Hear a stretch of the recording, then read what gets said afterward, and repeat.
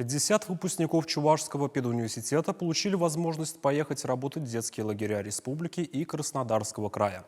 Ребята успешно прошли бесплатное обучение по программе «Вожатый» благодаря выигранному в этом году гранту российских студенческих отрядов.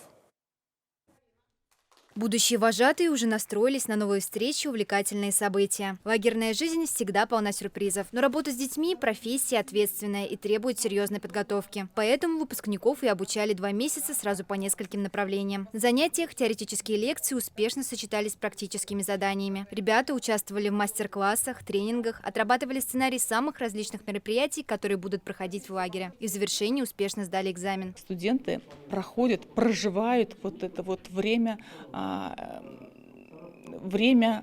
работы вожатого. То есть от начала смены и до конца смены они понимают, как нужно строить отношения с детским временным коллективом. Деловые, стратегические, интеллектуальные игры, музыкально-поэтический вечер, танцевальный конкурс. Студентов и их подопечных ждет насыщенная программа. К тому же работа в лагере – отличная возможность попробовать себя в будущей профессии. Поэтому юные педагоги не упускают такой шанс. Для меня это будет огромный опыт в работе с детьми. И, в принципе, я с детьми работать очень сильно люблю.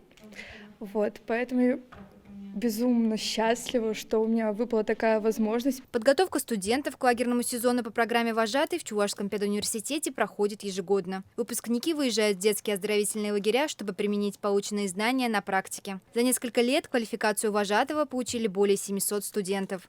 Дарья Петрова, Игорь Ульянов, Вести Чувашия.